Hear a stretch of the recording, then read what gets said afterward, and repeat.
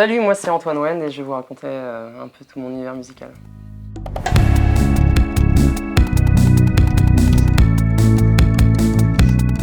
Ma musique, en 3 mots, je dirais qu'elle est, elle est authentique parce qu'elle me ressemble, elle est émotionnelle et toujours avec une touche de mélancolie, mais toujours un peu lumineuse. Parce que j'aime bien toujours, dans mes chansons et dans la musique en général, toujours entrevoir un rayon de soleil dans la musique, quoi, même quand on parle de thèmes qui me touchent et qui ne sont pas forcément les plus joyeux du monde, quoi. Non, je suis plutôt Team Sia et Loïc Noté, ça a été clairement une inspiration pour moi parce que voilà, je pense que c'est vraiment un artiste que je kiffe à mort et qui m'impressionne autant vocalement que de son univers musical et des choses comme ça. Je pense que ça peut être une inspiration bénéfique pour moi en tant qu'artiste de puiser de ma création dans tous ces artistes-là, quoi. Alors deux de mes plus grandes inspirations musicales, ce serait forcément Sia, Adele et moi. En fait, j'ai grandi avec des vieilles chansons. En fait, quand j'étais petit, j'adorais les vieilles chansons. Quand même, ma mère et les gens plus âgés écoutaient des chansons actuelles et tout.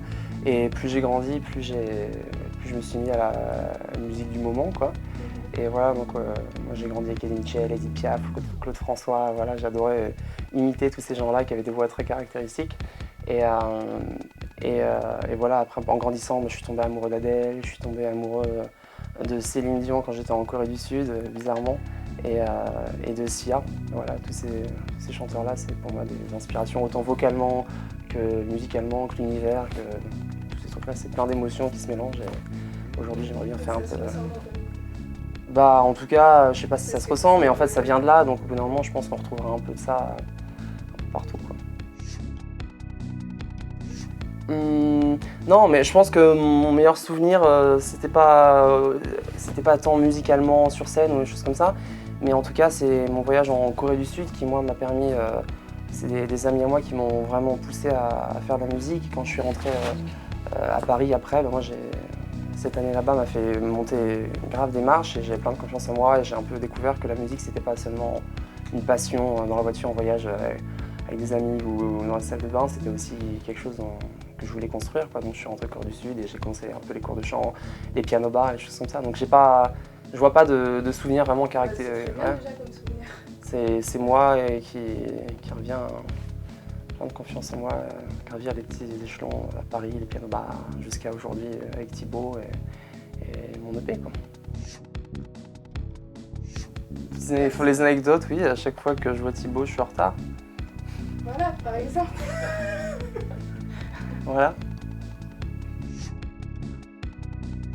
Je sais pas, en fait, moi j'ai toujours aimé les chansons où on entendait vachement le piano, vachement des violons, des choses comme ça, des choses qui te font un peu voler et rêver. Et bon voilà, j'ai toujours aimé les... Ouais, enfin voilà, acoustique avec des grandes envolées musicales et tout. Et je pense qu'aujourd'hui, j'affine un peu aussi mon univers musical et il y a beaucoup de sons un peu électroniques qui viennent. Et je pense que c'est d'autant mieux parce que je vais pouvoir aussi défendre les titres de manière différente et les revisiter avec juste un piano-voix ou des choses comme ça. Et je pense que ça peut être bénéfique aussi pour les émotions que ça peut partager. Donc,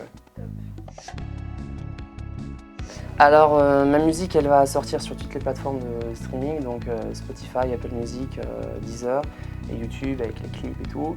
Et sinon, ce sera sur les réseaux sociaux, principalement Instagram, où j'essaierai de faire aussi des petits contenus un peu plus spontanés et éclater un peu autour de la musique en général. Et puis, je vais faire innover un peu autour de mon album. Alors, prochaine étape, c'est en septembre, la sortie du single et du clip. Et après, il s'en suivra très vite le reste de l'EP. Et voilà, j'ai trop hâte de partager.